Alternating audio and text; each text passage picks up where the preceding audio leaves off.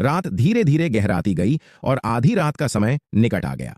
New moon profound palace भी पूरी तरह से शांत था। दक्ष अभी तक सोया नहीं था। उसने थोड़ी देर तक साधना की, जिससे उसकी आधी से अधिक गहन शक्ति पुनः प्राप्त हो चुकी थी।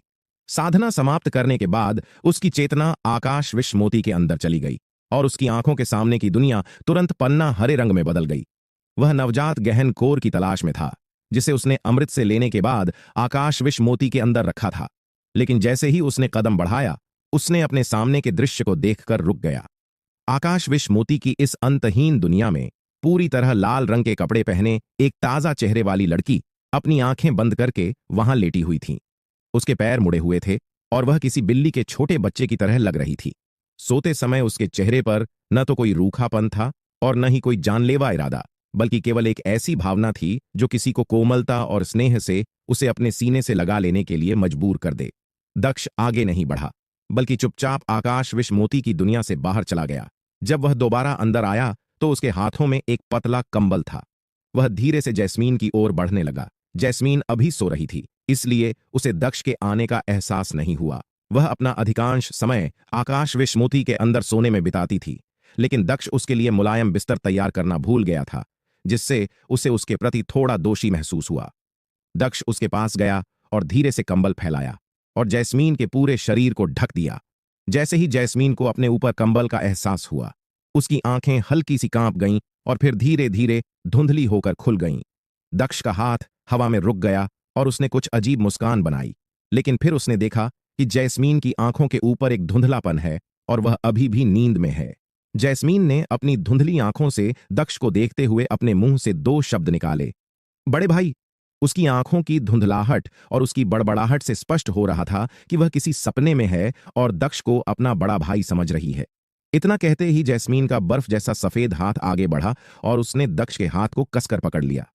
जैस्मीन ने उसे एकटक देखा और फिर हृदय विदारक दुख भरी आवाज में बोली, बड़े भाई, आप फिर से मुझे देखने के लिए मेरे सपने में आए? दक्ष ने कुछ देर तक अपना शरीर स्थिर रखा। उसे समझ नहीं आया कि उसे बोलना चाहिए या चुप रहना चाहिए। इतने में ही जैस्मीन की आंखों का धुंधलापन आंसुओं में बदल गया और धीरे धीरे उसकी आंखों से आंसुओं की दो बूंदें उसके गालों पर लुढ़कने लगीं। इससे उसकी नजरें भी धीरे धीरे स्पष्ट हो गईं और वह पूरी तरह से जाग गई। जिस हाथ से उसने दक्ष के हाथ को पकड़ा था, उसी हाथ से अब एक तेज ऊर्जा का झोंका आया और दक्ष को धक्का दे दिया, जिससे वह कुछ कदम पीछे जाकर जमीन पर गिर गया। जैस्मीन अपनी जगह पर खड़ी हुई और अब उसकी आंखों में वही पहले वाली बर्फीली अलगाव की झलक दिखने लगी। उसने दक्ष को घूरते हुए पूछा, तुम यहां पर क्या कर रहे हो? बेशक, मैं तुम्हें कंबल देने के लिए आया था। दक्ष अपनी जगह पर खड़ा हुआ और कंबल अपने हाथ में उठाया। फिर उसने मुस्कुराते हुए कहा, मैं कुछ दिनों के अंदर तुम्हारे लिए एक आरामदायक बिस्तर तैयार करूंगा। असल में मैंने इस मामले को हमेशा से नजरअंदाज किया था। इसकी कोई जरूरत नहीं है, जैस्मीन ने मना करते हुए उत्तर दिया। उसकी बात पर दक्ष ने तुरंत कहा, बेशक, यह आवश्यक है। मैं भी अक्सर जमीन पर सोता था और समझता हूं कि जमीन पर सोना कितना असुविधाजनक होता है। मैं अब एक अमीर व्यक्ति हूं, मैं कम से कम एक आरामदायक बिस्तर तो खरीद ही सकता हूं। जैस्मीन ने इस मामले को आगे नहीं बढ़ाया और उसका खूबसूरत चेहरा तनावग्रस्त हो गया। उसने बर्फीले स्वर में पूछा, आप वास्तव में यहां किस लिए आए हैं? क्योंकि आप इस राजकुमारी को केवल कंबल देने के लिए तो नहीं आए होंगे? हां, वास्तव में एक और मामला है। दक्ष ने अपनी आंखें सिकोड़ी और आगे कहा, आप काफी समय से सो रही थीं, इसलिए आपको अभी तक घटी घटनाओं के बारे में शायद पता नहीं होगा।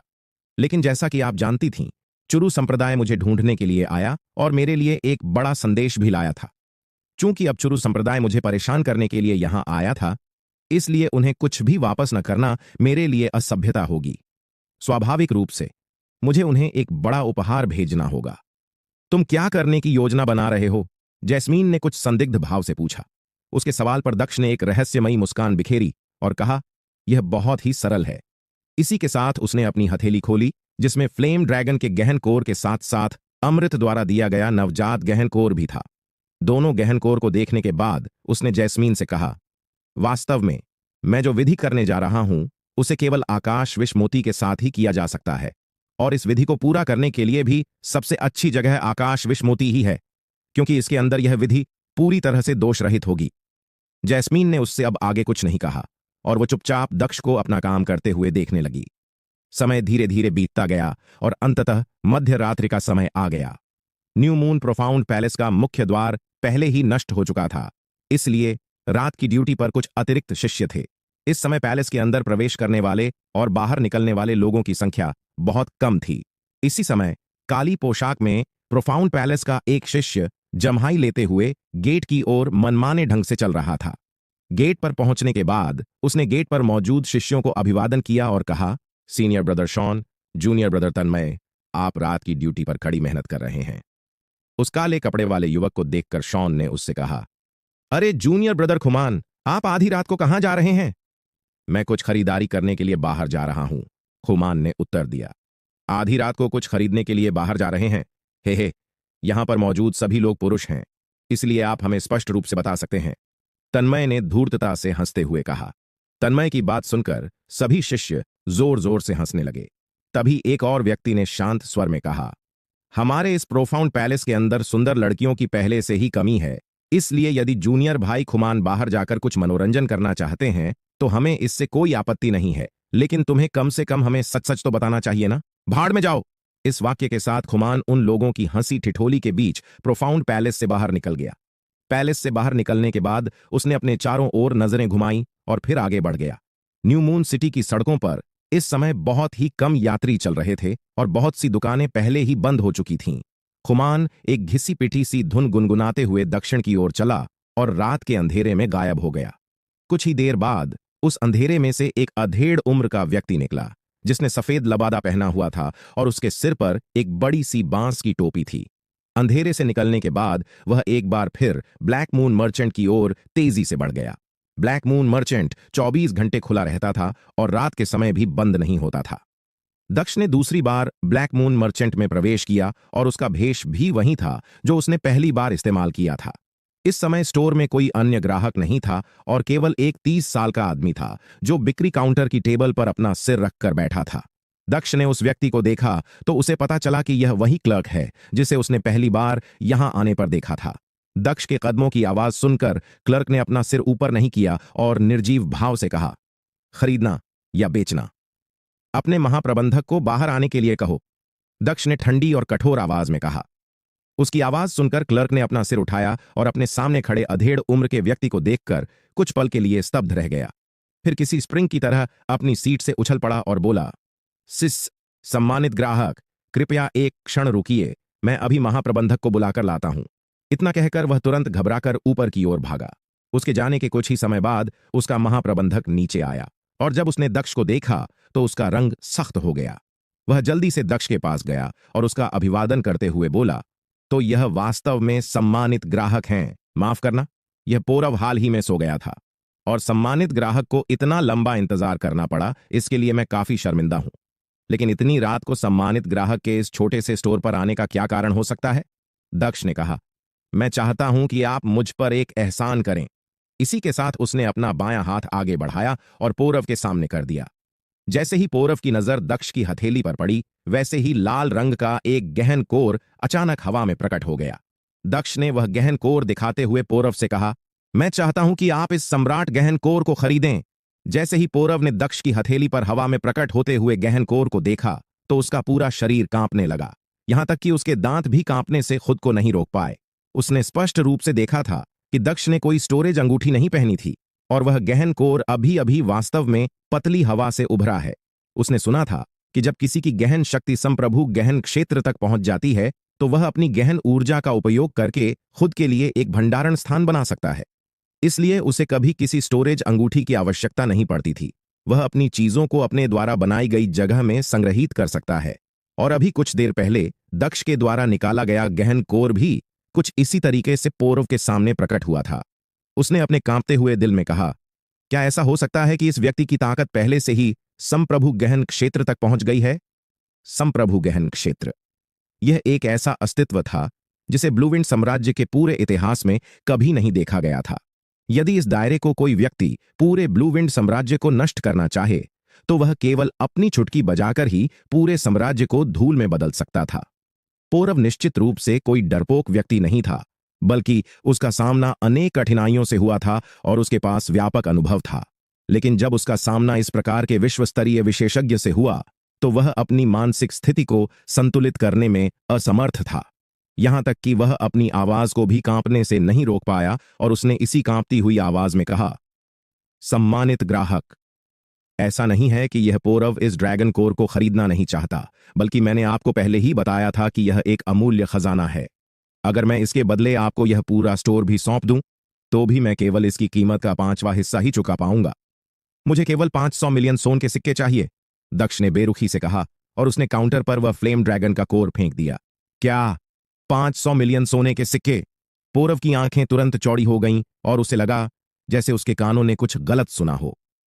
500 मिलियन सोने के सिक्के निसंदेह एक बहुत बड़ी रकम थी। इतनी रकम में एक अमीर परिवार 10 जन्मों तक विलासिता से जीवन व्यतीत कर सकता था।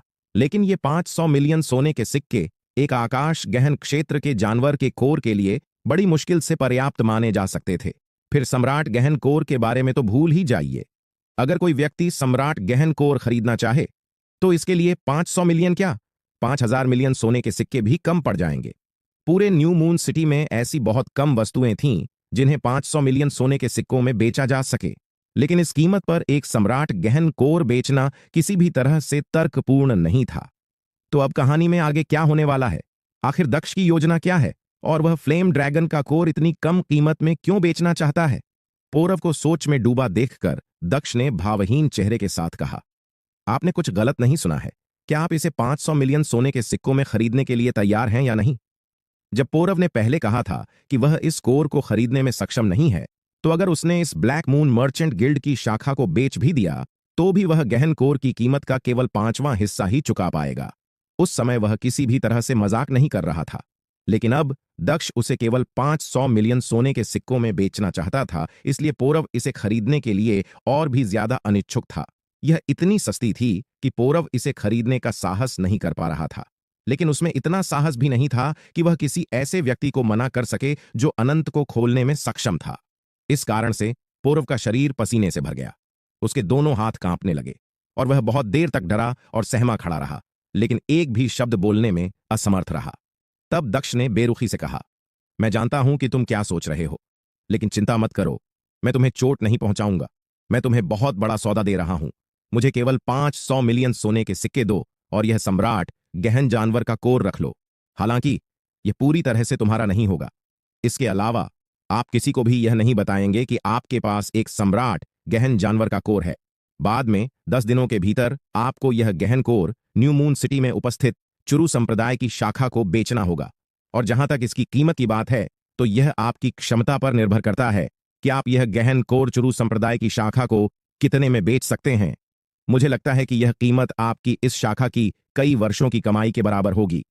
बात जारी रखते हुए आगे कहता है, पहले आपने मुझे उदारता से स्मोक रेड फेरी ड्रेस उपहार में दी थी और मैं किसी का भी एहसान बकाया नहीं रखना चाहता। इसे आप अपनी उदारता का बदला समझ सकते हैं। उसके बाद हमारे बीच कोई रिश्ता नहीं रहेगा। दक्ष के इन शब्दों ने पौरव के दिल को जोर से धड़कने पर मजबूर कर दिया। विशेष रूप से उसके अंतिम कुछ शब्दों ने उसे अतुलनीय रूप से उत्साहित किया और उसके दिल की ज्यादातर चिंता को दूर कर दिया। उसे अपने दिल में इतनी खुशी महसूस हुई जिसका वर्णन भी नहीं किया जा सकता। पौरव ने कांपते हाथों से उस छोटे से गहन कोर को छुआ तो उसे पूरा विश्वास हो गया कि यह वास्तव में वही गहन कोर है जो दक्ष ने पिछली बार उसे दिखाया था। यह किसी भी तरीके से नकली नहीं था। उसने सावधानी से कहा, सम्मानित ग्राहक को सेवा देने का सौभाग्य पाकर यह छोटी सी दुकान वास्तव में सम्मानित होगी। मेरी सम्मानित ग्राहक से एक विनती है कि क्या वे इस पौरव को थोड़ा इस बारे में बता सकते हैं कि आप यह गहन कोर इस छोटी सी दुकान के माध्यम से चुरू संप्रदाय की शाखा को बेचना क्यों चाहते हैं? यदि आप चुरू संप्रदाय को कोई उपहार देना चाहते हैं तो क्या इसे व्यक्तिगत रूप से उन्हें देना बेहतर नहीं होगा? और यदि यह केवल एक सौदा है तो फिर 500 मिलियन सोने के सिक्के बहुत कम कीमत है। माफ करना सम्मानित ग्राहक, मैं जानता हूं कि यह प्रश्न बहुत ही असभ्य है, लेकिन अगर इस पौरव के दिल को थोड़ी सी भी सहजता महसूस नहीं हुई तो मैं न तो चैन से आराम कर पाऊंगा और न ही शांति से खाना खा पाऊंगा। दक्ष उसकी बात पर ठंडे चेहरे के साथ उत्तर देते हुए कहता है, कुछ साल पहले न्यू मून सिटी में मुझे अनजाने में ही चुरू संप्रदाय की शाखा से एक सहायता प्राप्त हुई थी। मैं आज रात न्यू मून सिटी छोड़ दूंगा और शायद भविष्य में कभी वापस नहीं लौटूंगा। यह गहन कोर मेरे लिए पूरी तरह से बेकार है, इसलिए मैं बस उन्हें यह देना चाहता हूं। लेकिन उस समय उनके द्वारा की गई वो छोटी सी सहायता इस सम्राट गहन कोर के लायक नहीं है।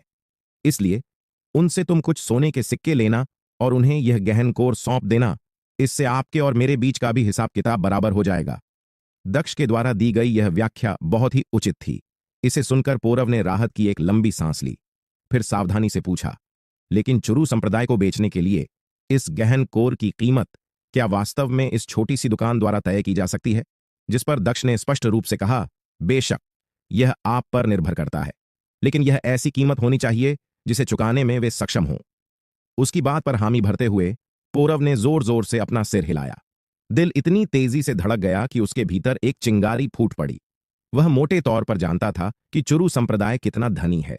वह इस लेन देन से इतना मुनाफा कमा सकता था जो कि इस पूरी शाखा की 10 वर्षों की आय के बराबर होता। इसके बाद दक्ष ने पौरव को देखा और उसकी निगाहें तालाब के पानी की तरह शांत हो गईं। उसने पौरव से आगे कहा, मैं शहर छोड़ने से पहले चुरू संप्रदाय की शाखा को संकेत देने का एक तरीका सोचूंगा। कुछ दिनों बाद वे स्वाभाविक रूप से इसे खरीदने के लिए आएंगे। उससे पहले इस सम्राट गहन कोर के बारे में थोड़ी सी भी खबर लीक नहीं होनी चाहिए। चूंकि आप इतने वर्षों से ब्लैक मून मर्चेंट की इस शाखा में काम कर रहे हैं, इसलिए आपको क्या करना चाहिए और क्या नहीं, यह बात आप मुझसे बेहतर समझते होंगे। इसके बाद दक्ष थोड़े सख्त अंदाज में कहता है, इसके अलावा यदि आपने इस गहन कोर को चुरू संप्रदाय को न बेचकर अपने पास रखने की हिम्मत की तो।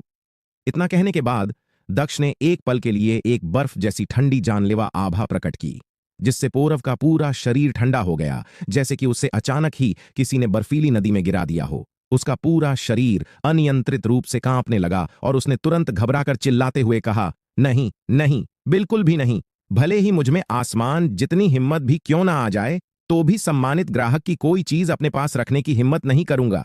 इस बार आपने हमें बहुत बड़ा उपहार दिया है और यह छोटी सी दुकान निश्चित रूप से आपके निर्देशों का पालन करेगी। इसके अलावा मेरे ब्लैक मून मर्चेंट गिल्ड हमेशा से निष्पक्ष रहा है और कभी किसी ग्राहक को धोखा नहीं दिया है, इसलिए सम्मानित ग्राहक इस बारे में निश्चिंत रह सकते हैं। इसके बाद दक्ष ने अपनी जानलेवा आभा वापस ली और अचानक ही पूछा, क्या आपके पास लड़कियों के लिए कोई बिस्तर है? उसका सवाल सुनकर पौरव ने तुरंत अपना सिर हिलाते हुए जवाब दिया, हाँ हाँ। पौरव ने आगे कहा, दरअसल अभी कुछ दिनों पहले एक प्रिंसेस बेड यहां पर नीलामी के लिए आया था, लेकिन उसकी न्यूनतम कीमत बहुत अधिक होने के कारण इसे कोई खरीदार नहीं मिला। मैं नहीं जानता कि सम्मानित ग्राहक को यह बेड पसंद आएगा या नहीं। इसके बाद वह कुछ कदम पीछे चला गया और एक प्लेटिनम रंग की स्टोरेज अंगूठी निकाली। स्टोरेज अंगूठियों की श्रेणियों की पहचान उनके रंग से होती थी। सबसे आम स्टोरेज अंगूठी सिल्वर कलर की होती थी, जिसके अंदर एक घन मीटर की जगह होती थी। उसके बाद पीले रंग की स्टोरेज अंगूठी आती थीं, जिनके अंदर लगभग 3 घन मीटर की जगह होती थी। और जो सबसे उच्च श्रेणी की स्टोरेज अंगूठियां थीं, वो प्लेटिनम कलर की होती थीं और इनके अंदर लगभग 10 घन मीटर तक की जगह होती थी, लेकिन ये अतुलनीय रूप से महंगी होती थीं। न्यू मून सिटी में ऐसे लोगों को उंगलियों पर गिना जा सकता था जिनके पास प्लेटिनम कलर की स्टोरेज अंगूठियां थीं। पौरव ने उस स्टोरेज अंगूठी में से एक बेड निकाला जो बेहद बड़ा और चौड़ा था। यह इतना बड़ा था कि इसके ऊपर 3 लोग आसानी से सो सकते थे। बेड का पूरा फ्रेम सफेद मोतियों से बना था। उसके चारों पैर पूरी तरह से चांदी के रंग के फीनिक्स से जड़े हुए थे। यह बेड चरम सीमा तक असाधारण था। इसके सिरहाने पर लटकते हल्के गुलाबी रंग के सैकड़ों स्टार क्रिस्टलों से पता लग रहा था कि यह एक लड़की के लिए बनाया गया है। बेड के ऊपर मुलायम गद्दा और चादर पहले से ही बिछी थीं और कंबल भी तैयार था। वे सभी शुद्ध सफेद रंग के थे, जिनमें से हल्की मोतियों जैसी चमक निकल रही थी। दक्ष इस बेड को काफी देर तक घूरता रहा, क्योंकि उसने अपने 2 जन्मों में इतना शानदार बिस्तर पहली बार देखा था। बेड बाहर निकालने के बाद पौरव दक्ष को इसके बारे में बताते हुए कहता है, इस बेड का फ्रेम क्लाउड माउंटेन के बेहतरीन मोतियों से बनाया गया है। यहां तक कि इसके सिरहाने पर लटकने वाले स्टार क्रिस्टल बहुत महंगे हैं और बड़ी मुश्किल से मिलने वाले स्टार मोतियों से बनाए गए हैं। जब कोई लड़की इसके ऊपर लेटती है तो यह बेड उसके शरीर को पोषण देने, दिल को शांत करने और बीमारियों को दूर भगाने में मदद करता है। अगर इसकी तुलना शाही परिवार की राजकुमारी के बिस्तर से भी की जाए तो यह किसी भी तरह उससे कमतर नहीं होगा। अगर यह बिस्तर सम्मानित ग्राहक का ध्यान आकर्षित करता है तो इसे इस बिस्तर का सौभाग्य माना जा सकता है। दक्ष ने अपने हाथ से बिस्तर को सहलाया और साथ ही जैस्मीन से पूछा, क्या तुम्हें यह बिस्तर पसंद है? इस बिस्तर पर सोने और फर्श पर सोने का एहसास पूरी तरह से अलग होगा। इसे खरीदना या न खरीदना आपका मामला है। इस राजकुमारी को इसकी कोई परवाह नहीं है, जैस्मीन ने लापरवाही से जवाब देते हुए कहा। जैस्मीन के जवाब से दक्ष के ओंठ थोड़े हिले और उसने पूरव से कहा, ठीक है, मैं इस बिस्तर को लूंगा। अपनी बात खत्म करने के बाद दक्ष ने अपने बाएं हाथ से बिस्तर को हल्के से छुआ और उसे आकाश विष मोती के अंदर रख लिया। उसके बाद उसने पूर्व से कहा, बिस्तर की कीमत काटने के बाद मुझे बाकी के सिक्के दे दो। पूरव ने जल्दी से सिर हिलाया और इधर उधर टटोलने के बाद उसने एक बैंगनी रंग का कार्ड निकाला और इसे दोनों हाथों से दक्ष के सामने लाते हुए कहा, इस कार्ड में पूरे 500 मिलियन सोने के सिक्के हैं। सम्मानित ग्राहक ने आज हमें एक बहुत बड़ा सौदा दिया है, इसलिए इस प्रिंसेस बेड को इस छोटी सी दुकान की ओर से एक उपहार माना जा सकता है। दक्ष ने भी ज्यादा नखरेबाजी नहीं की और कार्ड लेने के लिए अपना हाथ आगे बढ़ाया। उसने एक बार कार्ड के नंबरों पर नजर डाली और उसे भी आकाश विष मोती के अंदर रख दिया। पूरव ने दक्ष के सामने सम्मान से अपने शरीर को झुकाते हुए एक मुस्कान के साथ कहा, सम्मानित ग्राहक, आपकी बेटी वास्तव में काफी भाग्यशाली है कि उसे आपके जैसा पिता मिला है। दक्ष ने उसकी बात पर अब कुछ और नहीं कहा, बल्कि वह चुपचाप घूम गया और ब्लैक मून मर्चेंट से बाहर निकल गया। ब्लैक मून मर्चेंट छोड़ने के बाद दक्ष न्यू मून प्रोफाउंड पैलेस वापस नहीं लौटा, बल्कि वह शहर के दक्षिणी हिस्से में चला गया और जल्द ही वह रात के अंधेरे में गायब हो गया। अगले दिन आसमान में धुंधली रोशनी थी और न्यू मून सिटी की सड़कें लोगों से भरी हुई थीं। शहर के दक्षिणी भाग में एक सड़क पर एक अपरिचित चेहरा दिखाई दिया। यह व्यक्ति 40 से 50 साल का लग रहा था। वह थोड़ा पतला था और उसने सादा कपड़े और सफेद टोपी पहन रखी थी। उसके काले बाल कंधों के नीचे तक लहरा रहे थे। उसका चेहरा सौम्य और सुंदर माना जा सकता था। उसका पूरा व्यक्तित्व किसी आर्ष मुनि के जैसा लग रहा था।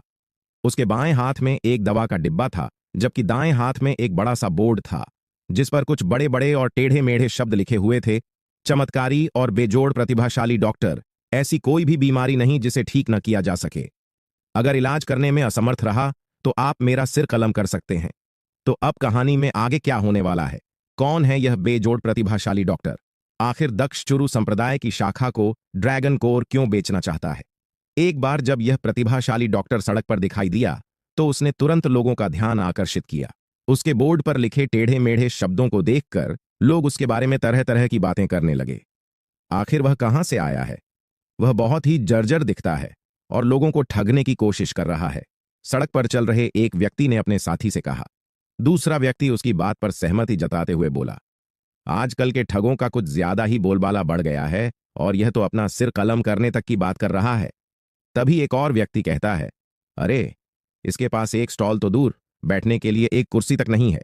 वह अपने बोर्ड को उठाकर पिछली सड़क के 3 चक्कर लगा चुका है, लेकिन एक भी मरीज नहीं मिला। दक्ष को सड़क पर घूमते हुए काफी समय हो गया था और वह सड़क के लगभग 4 चक्कर लगा चुका था, लेकिन अब तक उसके पास एक भी व्यक्ति इलाज के लिए नहीं आया था, बल्कि लोग उसे पागल समझ रहे थे। सड़क पर चलते हुए दक्ष ने एक आह भरी और मन ही मन कहा, आजकल एक घूमने फिरने वाला डॉक्टर बनना वाकई बहुत मुश्किल है। मेरी चिकित्सा कौशल के बारे में कोई पूछने तक को नहीं आया। अगर ऐसा ही चलता रहा तो न केवल मेरा समय और पैसा बर्बाद होगा, बल्कि मेरी योजना भी प्रभावित हो सकती है। ठीक इसी समय 2 लोग पूर्व की ओर से उसी सड़क पर दाखिल हुए जिस पर दक्ष अपना बोर्ड लेकर घूम रहा था। वे बहुत ही हड़बड़ी में आगे बढ़ रहे थे, जैसे कि वे किसी बहुत बड़ी परेशानी में हों। आपस में चर्चा करते हुए उनमें से एक व्यक्ति कहता है, शहर के सभी प्रतिष्ठित डॉक्टरों को पहले ही आमंत्रित किया जा चुका है, यहां तक कि संप्रदाय के मुख्य चिकित्सकों को भी बुलाया गया था, लेकिन वे सभी पूरी तरह से नाकाम हो चुके हैं। अब हम ऐसे में एक और उच्चतम श्रेणी का डॉक्टर कहां से लाएंगे? कुछ भी हो, हमें एक डॉक्टर तो ढूंढना ही पड़ेगा। अगर हमें एक डॉक्टर नहीं मिला तो हमें खाली हाथ वापस लौटने की इजाजत नहीं है, दूसरे व्यक्ति ने कुछ उदास स्वर में कहा। तब पहला व्यक्ति एक सुझाव देते हुए कहता है, देखो, हमारे संप्रदाय के लोग पूरे शहर में पहले ही डॉक्टरों की खोज कर चुके हैं, इसलिए मुझे लगता है कि हमें शहर के बाहर जाकर डॉक्टर की तलाश करनी चाहिए। भले ही यह थोड़ा दूर हो, लेकिन यह खाली लौटकर सजा पाने से तो बेहतर होगा। बात करते वक्त उन्होंने अचानक अपना सिर उठाया और अपने से 10 कदम की दूरी पर दक्ष को देखा, जो अपने हाथ में भद्दा सा बोर्ड लिए हुए सड़क पर चल रहा था। उसे देखकर दूसरे आदमी की आंखें तुरंत चमक उठीं और उसने कहा, तुम्हारा आइडिया वाकई शानदार है। वो देखो, प्रतिभाशाली डॉक्टर। उसकी बात पर पहले व्यक्ति ने कहा, उसके बारे में तो भूल जाओ। मैं एक नजर में बता सकता हूं कि वह एक ठग है। वह वास्तव में एक झोला छाप डॉक्टर है जो खुद को प्रतिभाशाली डॉक्टर कहने का ढोंग कर रहा है। उसकी बात काटते हुए दूसरा व्यक्ति तुरंत कहता है, अरे, किसे पड़ी है कि वह एक प्रतिभाशाली डॉक्टर है? या फिर झोला छाप? हमारे वरिष्ठों ने हमें एक डॉक्टर खोजने का आदेश दिया था, इसलिए हमारा काम केवल एक डॉक्टर ढूंढना है, चाहे वह प्रतिभाशाली हो या झोला छाप। यदि वह धोखेबाज हुआ तो उसे स्वाभाविक रूप से ठिकाने लगा दिया जाएगा। इसलिए केवल अपना काम पूरा करने के बारे में सोचें। क्या पता उसके पास वास्तव में कुछ चिकित्सा कौशल हो। उसकी बात पर पहले व्यक्ति थोड़ा सोचता है और कहता है, हाँ, शायद तुम ठीक कह रहे हो, चलो उससे बात करते हैं। इसके बाद दोनों ने निर्णय लिया और तुरंत वे उस प्रतिभाशाली डॉक्टर के पास पहुंच गए और बोले, महान डॉक्टर, हमारे संप्रदाय के युवा मास्टर को कल गंभीर चोट लगी है और उन्हें एक प्रतिभाशाली डॉक्टर की तुरंत आवश्यकता है। चूंकि आप एक प्रतिभाशाली डॉक्टर होने का दावा कर रहे हैं, इसलिए हमें लगता है कि आप अवश्य हमारे युवा मास्टर का इलाज कर सकते हैं। क्या आप हमारे साथ हमारे संप्रदाय चल सकते हैं? उनमें से एक व्यक्ति प्रतिभाशाली डॉक्टर के आगे खड़ा था और दूसरा उसके पीछे। यह स्थिति उसे आमंत्रित करने जैसी कम और उसे जबरदस्ती ले जाने जैसी ज्यादा थी।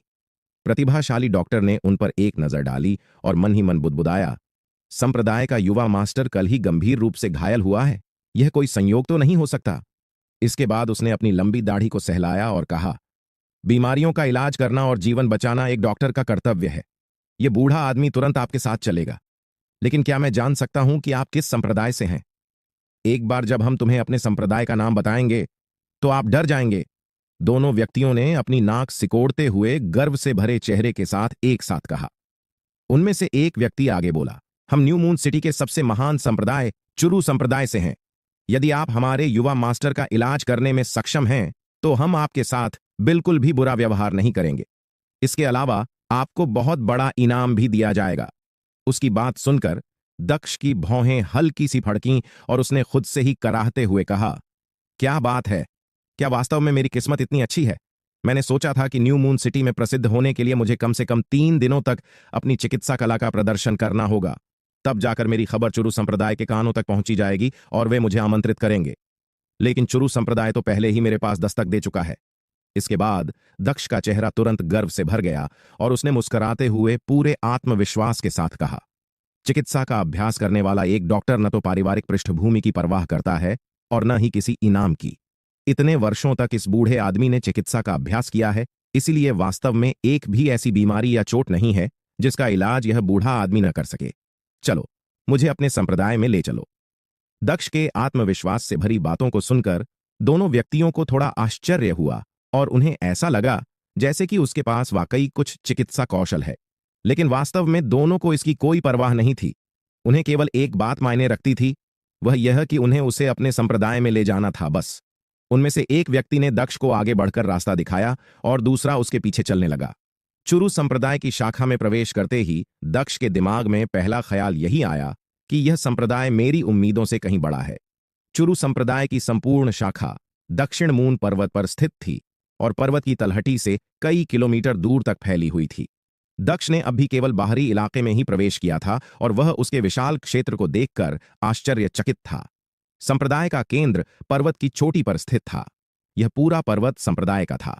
जैसे ही उसने पहाड़ी सड़कों पर चलना शुरू किया, उसने अपने दिल में एक आह भरी। त्यान सिटी, जहां से वह आया था, वहां चुरू कबीले को सबसे बड़ा कबीला माना जाता था। लेकिन अगर उसकी तुलना चुरू संप्रदाय की शाखा से की जाए तो वह इसके 1% के बराबर भी नहीं था। यदि केवल एक शाखा संप्रदाय ही इतना विशाल था तो इस बात की कल्पना भी नहीं की जा सकती कि मुख्य चुरू संप्रदाय कितना विशाल होगा। जिस रास्ते पर दक्ष चल रहा था, उसने उसे याद रखने की बहुत कोशिश की, लेकिन कभी बाएं तो कभी दाएं। ऊपर जाने के बाद कई चक्कर लगाने के कारण उसका दिमाग अस्त व्यस्त हो गया।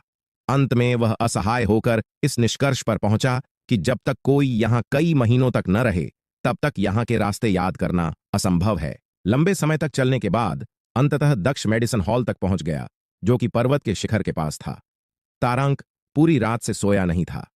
न्यू मून प्रोफाउंड पैलेस से लौटने के बाद वह सीधे मेडिसन हॉल में आ गया था और एक पल के लिए भी वह वहां से बाहर नहीं निकला था। लक्षित की अधमरी अवस्था को देखकर उसका पूरा हृदय अस्त व्यस्त हो गया था। लेकिन मेडिसन हॉल के मुख्य चिकित्सकों को अभी भी यह समझ नहीं आ रहा था कि वास्तव में लक्षित की चोटों के साथ क्या करना है। उसका बायां हाथ 12 टुकड़ों में टूट गया था। उसकी पूरी मिस्टक वेंस फट गई थीं।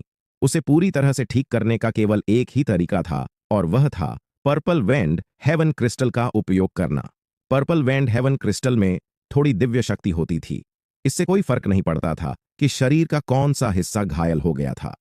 जब तक कोई पर्पल वैंड हेवन क्रिस्टल का उपयोग करने के लिए तैयार है, इसे पूरी तरह से ठीक किया जा सकता था। पर्याप्त मात्रा में पर्पल वैंड हेवन क्रिस्टल होना दूसरी जिंदगी पाने के बराबर था। लेकिन इसके लिए सबसे जरूरी बात यह थी कि इसकी क्षमताओं का उपयोग करने के लिए एक उच्च स्तरीय डॉक्टर की आवश्यकता थी, जो इस प्रकार के विश्व स्तरीय खजाने की क्षमताओं का उपयोग करने में सक्षम हो। चुरू संप्रदाय के पास वास्तव में एक हथेली के आकार का पर्पल वैंड हेवन क्रिस्टल था, लेकिन इसे इस पूरी शाखा में सबसे कीमती चीज माना जाता था। फिर भी लक्षित के लिए वे इसका उपयोग करने के लिए तैयार थे, लेकिन उनके संप्रदाय या फिर पूरे शहर में ऐसा कोई भी डॉक्टर मौजूद नहीं था जो यह जानता हो कि पर्पल वैंड हेवन क्रिस्टल का उपयोग कैसे करना है। इस पूरी रात में तारांक ने अपने लोगों से न्यू मून सिटी के लगभग सभी डॉक्टरों की खोज करवाई, लेकिन उन्हें एक भी ऐसा डॉक्टर नहीं मिला जो पर्पल वैंड हेवन क्रिस्टल का उपयोग करने की हिम्मत कर सके, न ही वे उपचार का कोई अन्य तरीका ढूंढ सके। जैसे जैसे समय बीतता गया, लक्षित की इलाज की आशा और भी कम होती गई। तारांक इतना चिंतित था कि उसके कुछ बाल सफेद हो गए थे और उसे दक्ष से बहुत नफरत हो रही थी। तारांक ने हॉल में उपस्थित सभी डॉक्टरों पर एक नजर डाली और चिल्लाते हुए कहा, तुम सभी लोग केवल कचरे के ढेर हो, जिनके पास न तो पर्पल वैंड हेवन क्रिस्टल का उपयोग करने का साहस है और न ही कोई इलाज का तरीका। पता नहीं तुम लोग खुद को कैसे एक उच्च स्तरीय डॉक्टर कहते हो। तारांक की निंदा के सामने सभी डॉक्टरों ने अपना सिर नीचे कर लिया। वे क्रोधित थे, लेकिन कुछ भी बोलने की हिम्मत नहीं कर रहे थे। वे अपने दिलों में बुदबुदाए, ऐसी भयानक चोट के साथ उसे जीवन भर के लिए अपंग माना जा सकता है। उसकी जान बचाना संभव है, लेकिन उसे पूरी तरह से ठीक करना असंभव है। भले ही यहां पर पर्पल वैंड हेवन क्रिस्टल मौजूद है, लेकिन इस छोटे से न्यू मून सिटी में ऐसा कौन है जो इसका उपयोग करना जानता हो? पर्पल वैंड हेवन क्रिस्टल का उपयोग केवल इंपीरियल सिटी के प्रमुख डॉक्टर और उन 4 सुपर संप्रदायों के डॉक्टर ही कर सकते हैं। इसी समय जगराल तारांक के पास आया और उसके कान में फुसफुसाया, एक और डॉक्टर आया है, उसे अंदर आने दो। तारांक ने ठंडे चेहरे के साथ कहा। दक्ष धीमे कदमों से हॉल में दाखिल हुआ। उसके एक हाथ में एक औषधीय डिब्बा था और दूसरे हाथ में उसने आश्चर्यजनक रूप से अभी वही बोर्ड पकड़ा हुआ था। जब कमरे में मौजूद लोगों ने उसके बोर्ड पर लिखे शब्द पढ़े तो कुछ लोगों की हंसी तुरंत फूट पड़ी। तारांक ने भी अपनी भौहें ऊपर की ओर दक्ष को देखा तो उसके चेहरे पर आक्रोश उभर आया। वह इस ठग जैसे दिखने वाले व्यक्ति को बाहर निकालने वाला ही था कि इतने में ही दक्ष ने अपना मुंह खोला और कहा, ओह, यह चमक! मुझे उम्मीद नहीं थी कि इस छोटे से न्यू मून सिटी में वास्तव में पर्पल वैंड हेवन क्रिस्टल भी होगा, लेकिन इसकी शुद्धता थोड़ी कम है। इसकी शुद्धता केवल 65% ही है। यह थोड़ा अफसोसजनक है, लेकिन यह सामान्य घावों को ठीक करने के लिए काफी होगा। जैसे ही दक्ष ने ये शब्द कहे, वहां पर मौजूद सभी लोग तुरंत चौंक गए। पर्पल वैंड हेवन क्रिस्टल को पहचानना ज्यादा कठिन नहीं था, लेकिन एक नजर में पर्पल वैंड हेवन की शुद्धता बताना लगभग असंभव था, जब तक कि कोई व्यक्ति इसके बारे में बहुत अच्छे तरीके से न जानता हो और उसने अनगिनत बार इसका उपयोग न किया हो। वहां पर मौजूद लोगों में तुरंत फुसफुसाहट चालू हो गई। क्या ऐसा हो सकता है कि यह व्यक्ति पर्पल वैंड हेवन क्रिस्टल से बहुत अच्छे तरीके से परिचित है, या फिर यह केवल ऐसे ही तुक्का लगा रहा है? यह व्यक्ति पूरी तरह से एक अपरिचित चेहरा है और चिकित्सा जगत में किसी ने भी उसके बारे में कभी नहीं सुना है। मुझे तो लग रहा है कि यह चुरू संप्रदाय को केवल ठगने के लिए यहां आया है और केवल तुक्के लगा रहा है। वहां पर मौजूद सभी डॉक्टरों ने अपने दिलों में इसी तरह से सोचा। वे किसी भी तरह से दक्ष को एक प्रतिभाशाली डॉक्टर मानने के लिए तैयार नहीं थे, लेकिन जब उन्होंने तारांक और जगराल के चेहरे को देखा तो वे एक बार फिर हैरान हुए बिना नहीं रह सके, क्योंकि तारांक और जगराल के चेहरे बहुत ही ज्यादा सदमे से भरे हुए थे। तो अब कहानी में आगे क्या होने वाला है? क्यों लगा है तारांक को सदमा? क्या वह दक्ष पर विश्वास करेगा? और क्यों आया है दक्ष चुरू संप्रदाय में? तारांक ने अपनी भौहें सिकोड़ते हुए दक्ष से पूछा, क्या आप पर्पल वैंड हेवन क्रिस्टल की पहचान कर सकते हैं? तारांक और जगराल के दिल इस समय अंदर तक हिल गए थे, क्योंकि दक्ष ने पर्पल वैंड हेवन क्रिस्टल की जो शुद्धता बताई थी वह बिल्कुल सही थी। यह पर्पल वैंड हेवन क्रिस्टल का टुकड़ा हमेशा से उनके संप्रदाय का सबसे मूल्यवान खजाना रहा है और इसे हमेशा ही छिपा कर रखा गया था। संप्रदाय के केवल कुछ ही लोगों ने इसे देखा था, इसलिए इसकी शुद्धता के बारे में कोई भी बात लीक होना असंभव था। लेकिन दक्ष ने वास्तव में उसे केवल एक नजर देखकर ही उसकी शुद्धता के बारे में बता दिया था। इस बात से तारांक ने मन ही मन कहा, क्या ऐसा हो सकता है कि यह किसी ठग के जैसा दिखने वाला एक घुमंतू डॉक्टर वास्तव में एक प्रतिभाशाली डॉक्टर है? तारांक के सवाल पर दक्ष ने रहस्यमय तरीके से मुस्कुराते हुए कहा, हे, निस्संदेह मैं इसे पहचानता हूं। मैं चिकित्सा संसाधनों के सबसे मूल्यवान खजानों में से एक को कैसे नहीं पहचान सकता। तो क्या आप जानते हैं कि इसका उपयोग कैसे करना है? तारांक ने दक्ष की ओर एक कदम बढ़ाते हुए पूछा। दक्ष ने लक्षित पर एक नजर डाली जो बिस्तर पर पड़ा हुआ था और कहा, बेशक मैं इसका उपयोग कर सकता हूं, लेकिन यंग मास्टर की चोटों के लिए इस पर्पल वेंड हेवन क्रिस्टल का उपयोग की जरूरत नहीं है। जब दक्ष के मुंह से ये शब्द निकले तो कमरे में मौजूद सभी डॉक्टरों के चेहरों पर तिरस्कार के भाव दिखने लगे। उनमें से एक ने क्रोध भरी दृष्टि से दक्ष को देखा और सीधे उस पर चिल्लाते हुए कहा, क्या आप नहीं जानते कि यंग मास्टर की चोटें कितनी गंभीर हैं? उनकी आंतरिक चोटों को ठीक करने का एकमात्र तरीका पर्पल वेंड हेवन क्रिस्टल का उपयोग करना है। इतना कहने के बाद उस डॉक्टर ने तारांक से कहा, लीडर तारांक, यह घुमक्कड़ डॉक्टर स्पष्ट रूप से एक ठग है। मैंने कई वर्षों तक चिकित्सा का अभ्यास किया है, लेकिन मैंने इस व्यक्ति को आज से पहले कभी नहीं देखा था। इसने जो शब्द पहले कहे थे वो केवल इसका तुक्का हो सकता है। वह वास्तव में लीडर तारांक को धोखा देने की कोशिश कर रहा है। बेहतर होगा कि लीडर तारांक इसे यहां से बाहर निकाल दें ताकि इस ठग के जाल से बचा जा सके। इस डॉक्टर का नाम सागेश था, जिसे न्यू मून सिटी के 3 सबसे प्रतिभाशाली डॉक्टरों में गिना जाता था। दक्ष ने जब उसकी बात सुनी तो वह हल्के से हंसा और बोला, हा, इस संप्रदाय के यंग मास्टर पर मैंने अभी पहली बार ही नजर डाली है और मैं उसकी स्थिति को स्पष्ट रूप से समझ गया हूं। उसके बाएं हाथ की हड्डियां पूरी तरह से टूट गई हैं। उसकी मेरिडियन और डेंटियन के साथ साथ उसकी मिस्टिक वेंस भी पूरी तरह से फट गई हैं। इसके अलावा कल रात के ठंडे मौसम के कारण उसका शरीर भी बीमार पड़ गया है, इसलिए वह पूरे समय से बेहोश है। क्या मैं सही हूं या मैं गलत हूं? दक्ष की बात से सागेश की अभिव्यक्ति थोड़ी देर के लिए थम गई और फिर उसने तिरस्कार के साथ कहा, अभी पूरा शहर यंग मास्टर की चोटों के बारे में जानता है, इसलिए स्वाभाविक रूप से आपने भी इसके बारे में सुन लिया होगा। आप जैसे ठग को तो यह भी पता नहीं है कि इतनी गंभीर चोटों को सामान्य चिकित्सा पद्धतियों से ठीक करना असंभव है। इस दुनिया में एकमात्र चीज जो यंग मास्टर को ठीक कर सकती है वो पर्पल वेंड हेवन क्रिस्टल है। सागेश की बात पूरी होने से पहले ही एक अन्य सफेद दाढ़ी वाले व्यक्ति ने कहा, इस बूढ़े आदमी ने भी इस व्यक्ति को पहले कभी नहीं देखा है। इसके अलावा इनके शब्द पूरी तरह से चिकित्सा ज्ञान के सिद्धांतों का उल्लंघन करते हैं, इसलिए यह निस्संदेह एक ठग है। हाँ। जैसे ही दक्ष ने उनकी बातें सुनी तो वह जोर से हंस पड़ा और बोला, एक डॉक्टर की प्रतिभा वास्तव में 3 चीजों पर निर्भर करती है। पहली, रोगी के शरीर को देखना। दूसरी, रोगी से सवाल पूछकर उसकी बीमारी के बारे में जानना। और तीसरी, रोगी की नाड़ी को महसूस करना। इनमें से जो सबसे महत्वपूर्ण है वो है रोगी के शरीर को देखना।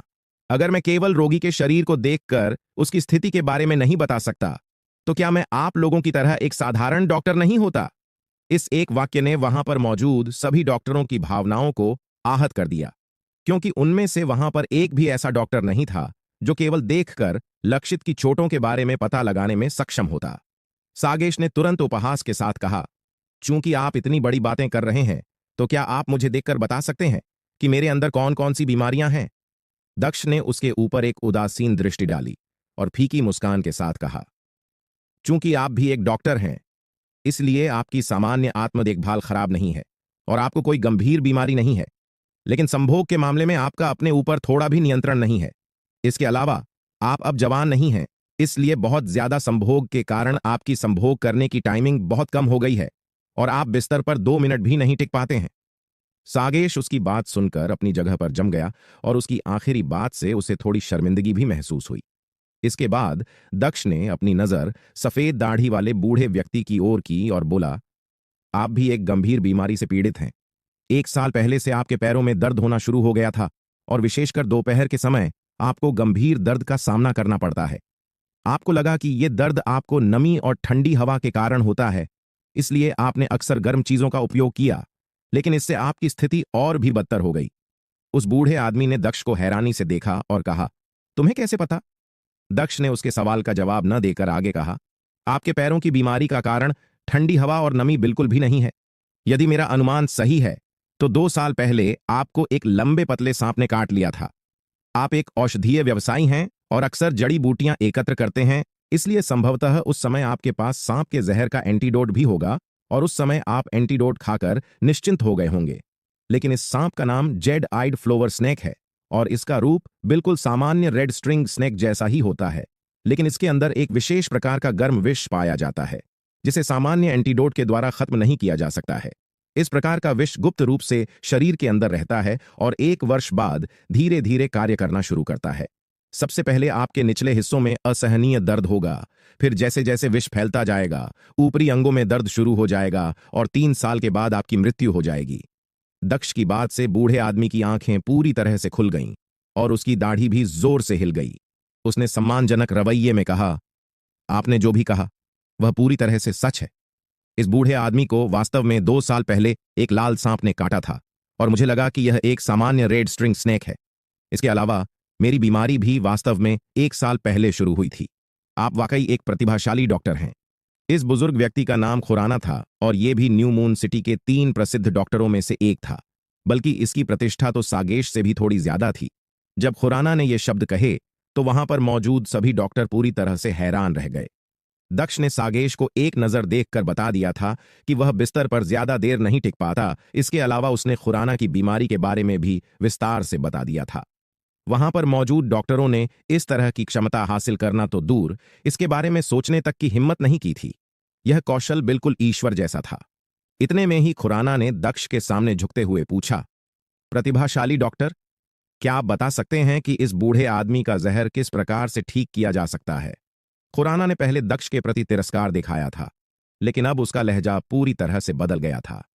अब वह उसके आगे झुका और उसकी हार्दिक प्रशंसा भी की। इसके अलावा उसने अब दक्ष को प्रतिभाशाली डॉक्टर कहकर भी संबोधित किया। दक्ष ने थोड़ा सोचा और कहा, 100 ग्राम आइस हार्ट लॉट्स और 250 ग्राम मिश्रित किन्स को प्रतिदिन दोपहर के समय खाएं। 1 महीने तक लगातार इसके सेवन से जहर पूरी तरह से ठीक हो जाएगा। इसके अलावा अगले 1 महीने तक गर्म और मसालेदार भोजन से परहेज करें, साथ ही ज्यादा देर तक न सोएं। खुराना ने दक्ष के बताए गए इलाज को अच्छी तरह से अपने मन में याद रखा और गहरी भावनाओं के साथ उसके सामने झुकते हुए कहा, जीनियस डॉक्टर, आपने न केवल इस बूढ़े आदमी की जान बचाई है, बल्कि मेरी आंखें भी खोल दी हैं। इस बूढ़े व्यक्ति ने पहले अज्ञानतापूर्ण जो बकवास की थी, कृपया उसके लिए मुझे क्षमा कर दें। आप जीनियस डॉक्टर की उपाधि के लिए पूरी तरह से योग्य हैं। सभी डॉक्टरों के चेहरों पर सदमे के भाव थे और दक्ष को देखने वाली उनकी आंखों के भाव अब पूरी तरह से बदल गए थे। इसके अलावा तारांक के चेहरे पर भी आशा की अभिव्यक्ति दिखाई दे रही थी। उसने मन ही मन कहा, यह वास्तव में एक प्रतिभाशाली डॉक्टर हो सकता है। वह सचमुच में मेरे बेटे का इलाज करने में सक्षम हो सकता है। इसके बाद दक्ष ने खुराना पर कोई ध्यान नहीं दिया और उसकी नजर जगराल की ओर गई। उसने जगराल को देखकर कहा, आपके शरीर की समस्या भी कोई छोटी मोटी समस्या नहीं है। जगराल ने अपना हाथ फैलाया और हैरान चेहरे के साथ कहा, मेरी समस्या? जिस पर दक्ष ने कहा, हाँ, आपकी समस्या। इन पिछले कुछ महीनों में क्या आप अपने शोल्डर स्टार शक्तियों के रास्ते को खोलने का जबरन प्रयास नहीं कर रहे थे, क्योंकि आप इस शक्तियों के रास्ते को खोलना चाहते थे? जगराल का मुंह खुला का खुला रह गया और उसका पूरा चेहरा भारी आश्चर्य में डूब गया। उसने हकलाते हुए दक्ष से पूछा, आप इसके बारे में कैसे जानते हैं? जिस पर दक्ष ने गंभीर अभिव्यक्ति के साथ कहा, आपको लगा कि यह शक्तियों का रास्ता कुछ हद तक ढीला है और आपको विश्वास हो गया कि आप इसे खोलने में सक्षम होंगे, इसलिए आप इस पर रोजाना अपनी गहन शक्ति से हमला करते रहे। लेकिन आप शक्तियों के रास्तों की पीछे की सच्चाई को कभी नहीं समझ सकते। चूंकि आप इस पर इस तरह से हमला करते हैं, इसलिए यह पहले से ही क्षतिग्रस्त हो गया है। अगर आपने इस पर आगे भी हमला करना जारी रखा तो आप न केवल इसे खोलने में असमर्थ होंगे, बल्कि इसे पूरी तरह से क्षतिग्रस्त भी कर देंगे, जिससे आपकी मिस्टिक वेंस को भी स्थायी क्षति होगी। जगराल का रंग तुरंत बदल गया और उसका पूरा चेहरा आतंक से भर गया। एक गहन शक्ति के अभ्यासकर्ता के रूप में यदि मिस्टिक वेंस में स्थायी क्षति हुई तो यह निश्चित रूप से एक घातक झटका था। वह अपने भयभीत चेहरे के साथ बोला, जीनियस डॉक्टर ने जो कहा, मैंने बिल्कुल वैसा ही किया था। मैं हमेशा से अपने शोल्डर स्टार शक्तियों के रास्ते पर हमला करता रहा हूं, लेकिन इसमें मुझे न केवल असफलता मिली, बल्कि मेरा शोल्डर स्टार भी दर्द से पीड़ित रहने लगा है। इसके बाद वह अपने घुटनों के बल बैठ गया और दक्ष के सामने हाथ जोड़कर बोला, प्रतिभाशाली डॉक्टर, कृपया इस समस्या से निपटने में मेरी मदद कीजिए। दक्ष ने कुछ देर के लिए उसे देखा और फिर थोड़ा सिर हिलाते हुए कहा, इस ब्लू विंड साम्राज्य में आए हुए मुझे अभी कुछ ही समय हुआ है और मैं बहुत से लोगों को नहीं जानता। दरअसल आप लोग पहले ऐसे हैं जिन्होंने मुझे आमंत्रित किया है, इसलिए मैं आपकी मदद जरूर करूंगा। इसके तुरंत बाद दक्ष ने अपनी बाईं हाथ की तर्जनी को आगे बढ़ाया और सभी की उलझन से भरे चेहरों के बीच उसने जगराल के कंधे की ओर इशारा किया। आकाश विष मोती की शुद्ध करने वाली क्षमता तुरंत सक्रिय हुई और एक हरे रंग की रोशनी की किरण उसकी उंगली से निकलकर बिजली की गति से जगराल के कंधे में प्रवेश कर गई। उस किरण की गति इतनी तेज थी कि किसी को भी वो रोशनी की किरण दिखाई तक नहीं दी। दक्ष ने अगले ही पल एक रहस्यमयी मुस्कान के साथ अपनी उंगली वापस नीचे कर ली, लेकिन जगराल दक्ष को शून्यता से घूरता रहा और अभी अभी जो उसके साथ हुआ था वह उस पर विश्वास नहीं कर पा रहा था। एक लंबे समय बाद उसने अपने कंधे को हिलाया और उसका पूरा शरीर उत्तेजना से कांपने लगा। वह अतुलनीय रूप से उत्साह के साथ चिल्लाया, खुल गया! मेरा शोल्डर स्टार शक्तियों का रास्ता वास्तव में खुल गया। जगराल के शब्दों को सुनकर हर कोई अपनी जगह पर स्तब्ध रह गया। फिर अचानक ही खुराना ने एक कदम आगे बढ़ाया और कर्कश आवाज में जोर से चिल्लाया, एक उंगली से शक्तियों का रास्ता खोलना, यह एक पौराणिक चिकित्सा कौशल वन फिंगर प्रोफाउंड ओपनिंग है। One finger profound opening. ये 4 शब्द सभी डॉक्टरों पर बिजली की गड़गड़ाहट की तरह गिरे और उनके शरीर कांप उठे। बाद में उनका पूरा शरीर भयानक रूप से अकड़ गया। तो अब कहानी में आगे क्या होने वाला है? क्या है ये वन फिंगर प्रोफाउंड ओपनिंग? क्या दक्ष वाकई में लक्षित का इलाज करने आया है या फिर इसके पीछे उसकी कोई गहरी चाल है? ब्लू विंड एम्पायर में डॉक्टर गुमान को शीर्ष प्रतिभा का डॉक्टर माना जाता था। वे किसी भी योद्धा के 3 शक्ति के रास्तों को खोलने में सक्षम थे, लेकिन वे निश्चित रूप से वन फिंगर प्रोफाउंड ओपनिंग तकनीक का उपयोग करने में पूरी तरह से असमर्थ थे। वहां उपस्थित सभी डॉक्टर उत्साहित नजर आ रहे थे, उनकी आंखें कांपने लगीं और वे अपनी भावनाओं पर नियंत्रण खो बैठे। वहीं तारांक इस पौराणिक तकनीक के बारे में कुछ नहीं जानता था, इसलिए उसने कुछ उलझन भरे भावों के साथ कहा, वन फिंगर प्रोफाउंड ओपनिंग का क्या मतलब होता है? उसकी बात पर चुरू संप्रदाय के मुख्य डॉक्टर तारांक के करीब आए और उसे समझाते हुए धीमी आवाज में कहा, लीडर तारांक, आप चिकित्सा का अभ्यास नहीं करते हैं, इसलिए आपको इसके बारे में पता नहीं है, लेकिन यह एक प्रकार की पौराणिक तकनीक है जो चिकित्सा क्षेत्र की सबसे उत्कृष्ट तकनीक मानी जाती है। इस पौराणिक तकनीक के द्वारा किसी योद्धा के शक्तियों के रास्ते को खोलने के लिए केवल एक उंगली की आवश्यकता होती है। लीडर तारांक, मनुष्य के शरीर के बारे में तो स्वाभाविक रूप से जानते हैं और ये भी जानते हैं कि किसी के शक्तियों के रास्ते को खोलना कितना कठिन होता है। जब तक किसी का चिकित्सा ज्ञान उच्चतम शिखर तक नहीं पहुंच जाता, तब तक शक्तियों के रास्ते को खोलना असंभव होता है। इसके अलावा यदि पूरे आकाश महाद्वीप में भी छानबीन की जाए तो मुश्किल से ही ऐसे 5 से ज्यादा डॉक्टर मिलेंगे जो वन फिंगर प्रोफाउंड ओपनिंग तकनीक का उपयोग कर सकते हों। हालांकि मैंने भी कई वर्षों तक चिकित्सा का अभ्यास किया है और मुझे लगता है कि मेरे पास चिकित्सा संबंधी काफी ज्ञान है, लेकिन मैं इस सर्वोत्तम तकनीक के बारे में सपने में भी सोचने की हिम्मत नहीं करूंगा। उसने एक बार जगराल की ओर देखा और आगे कहा, जगराल हमेशा से अपना शोल्डर स्टार शक्तियों का रास्ता खोलना चाहता था, लेकिन वह हमेशा असफल रहा है। लेकिन इस प्रतिभाशाली डॉक्टर ने केवल एक उंगली का उपयोग करके इतने कम समय में उसके शक्तियों के रास्ते को खोल दिया है, और उसने इसके लिए जिस दिव्य तकनीक का उपयोग किया उसे ही वन फिंगर प्रोफाउंड ओपनिंग कहा जाता है। तारांक को समझाने के बाद अनजाने में उसकी नजरें दक्ष की ओर चली गईं और उसकी नजरों में दक्ष के लिए स्पष्ट रूप से प्रशंसा दिखाई दे रही थी। संप्रदाय के मुख्य डॉक्टर की बात सुनकर तारांक ने हैरान होते हुए पूछा, क्या सच में ऐसी कोई दिव्य तकनीक है? तारांक उसका स्पष्टीकरण सुनने के बाद पूरी तरह से हिल गया था। उसने आगे कहा, तो क्या यह प्रतिभाशाली डॉक्टर किसी के सभी 54 शक्तियों के रास्ते खोल सकता है और पौराणिक स्वर्गीय भगवान की आध्यात्मिक नसों को जन्म दे सकता है? हे, बेशक, यह असंभव है। मुख्य डॉक्टर ने तुरंत उसकी बात को नकारते हुए अपना सिर हिलाया और कहा, डॉक्टर आमतौर पर गहन शक्ति का प्रशिक्षण नहीं लेते हैं और इसलिए उनका जीवन काल लंबा नहीं होता है। यदि वे 100 वर्षों तक जीवित रहते हैं और किसी भी एक शक्तियों का रास्ता खोलने में सक्षम होते हैं तो उनके ऊपर गर्व किया जा सकता है। ब्लू विंड साम्राज्य के मेडिकल संत गुमान 108 साल के हैं और वे किसी के भी 3 शक्तियों के रास्ते खोलने में सक्षम हैं, फिर भी उन्हें ब्लू विंड साम्राज्य का नंबर 1 डॉक्टर माना जाता है। इसके अलावा अगर पूरे आकाश महाद्वीप की बात की जाए तो आकाश महाद्वीप के शीर्ष डॉक्टर 6 शक्तियों के रास्ते खोलने में सक्षम हैं, लेकिन किसी के लिए भी 55 के 55 शक्तियों के रास्ते खोलना असंभव है। यह कोई ऐसी चीज नहीं है जिसे कोई सामान्य व्यक्ति पूरा करने में सक्षम हो। इतने में ही खुराना थोड़े आगे बढ़ा और दक्ष के सामने सम्मानपूर्वक झुकते हुए बोला, प्रतिभाशाली डॉक्टर, आपने अभी अभी कहा था कि आप ब्लू विंड साम्राज्य में कुछ ही समय पहले आए हैं, तो क्या मैं पूछ सकता हूं कि क्या आप ब्लू विंड साम्राज्य के नागरिक नहीं हैं?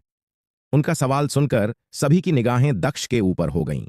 वे सभी दक्ष की पहचान के बारे में जानना चाहते थे, क्योंकि अगर वह ब्लू विंड साम्राज्य का होता तो उसकी ऐसी दिव्य तकनीक के कारण लोगों को उसके बारे में जरूर पता होता।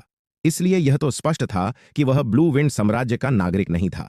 उसकी बात पर दक्ष थोड़ा मुस्कुराया और उदासीनता से बोला, मैं पवित्र फीनिक्स साम्राज्य से हूं और मैंने 1 महीने पहले ही ब्लू विंड एम्पायर में प्रवेश किया है और इस 1 महीने में यात्रा करते करते आज सुबह ही न्यू मून सिटी पहुंचा हूं।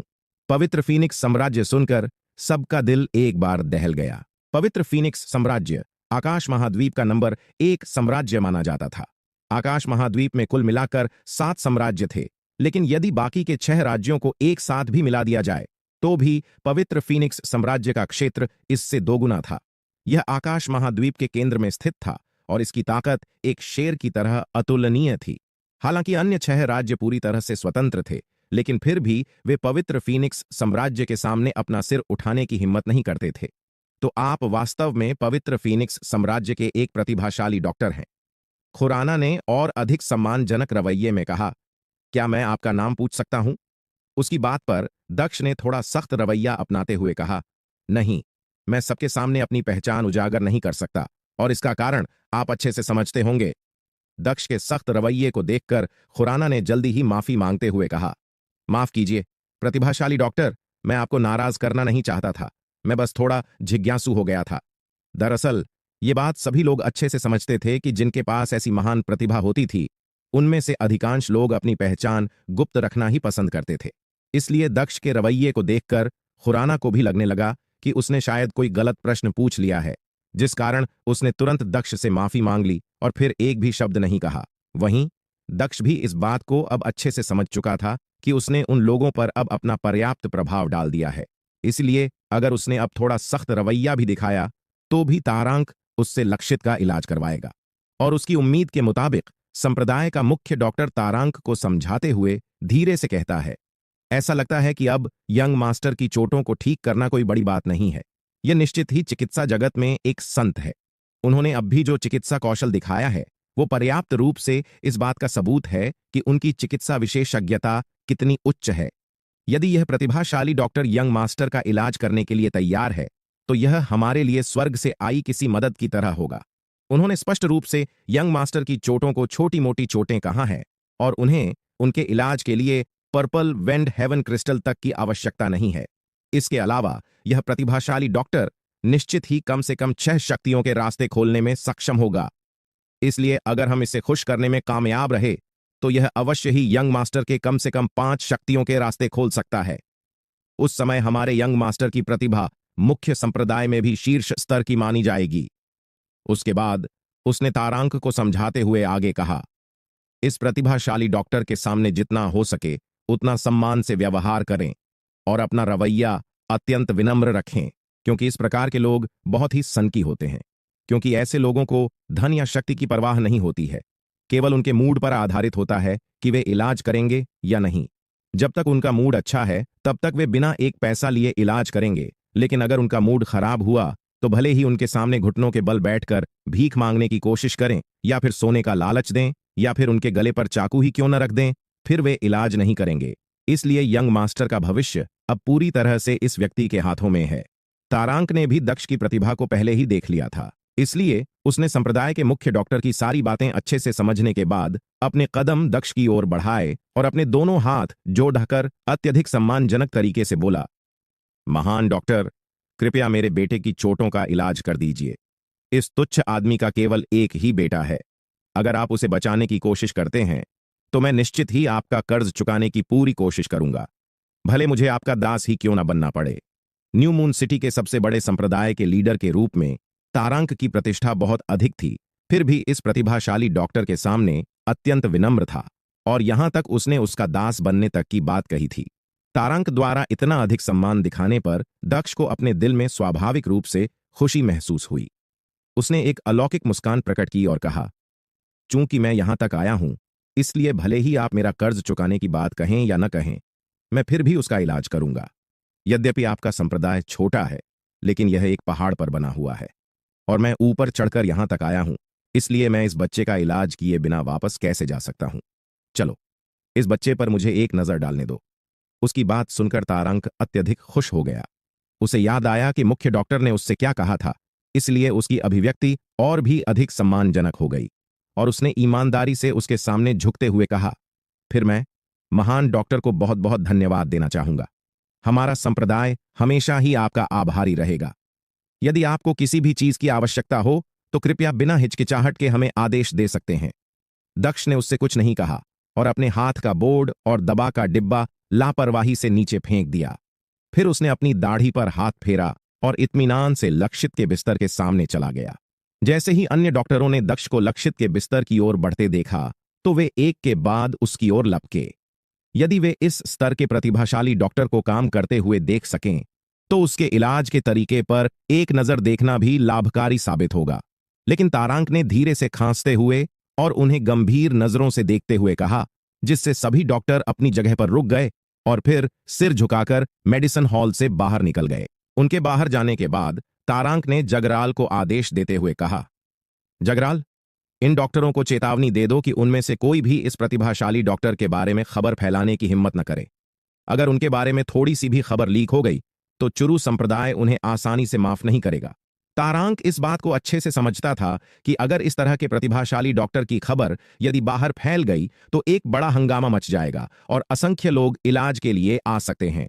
संभवतः यह खबर 4 महासंप्रदायों का ध्यान भी आकर्षित कर सकती थी।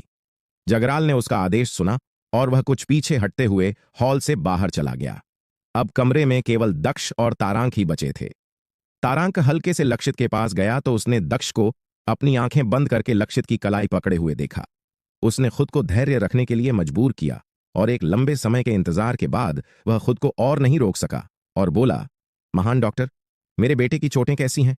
दक्ष ने अपनी आंखें खोलीं और लक्षित के शरीर से अपना हाथ हटा लिया।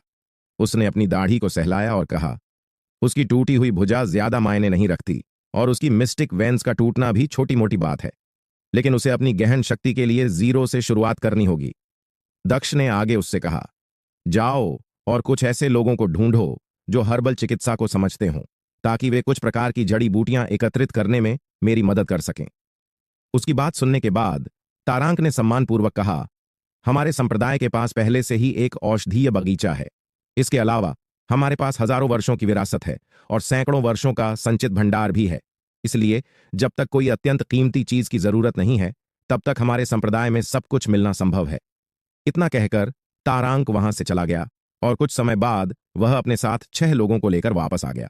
दक्ष ने अपनी दाढ़ी को सहलाया और इत्मीनान से कहा, एक वार्म जेड का टुकड़ा जो कम से कम 250 ग्राम का हो, 8वीं रैंक की शुद्धता वाले बैंगनी हार्ट लोटस की 3 पंखुड़ियां, 20 वर्ष पुराने ब्लड जिंजर का डंठल, सुबह की ओस की 50 बूंदें। कुल मिलाकर दक्ष ने उन्हें 1 दर्जन से अधिक औषधियों का नाम बताया और फिर गंभीर स्वर में चेतावनी देते हुए कहा, ये सभी सामग्रियां अनिवार्य हैं। उनकी मात्रा अधिक हो सकती है लेकिन कम नहीं। 1 घंटे के अंदर ये सारी चीजें मेरे पास ले आओ और इसके अलावा मेरे लिए चांदी की सुइयों का एक डिब्बा भी लाओ। तो अब कहानी में आगे क्या होने वाला है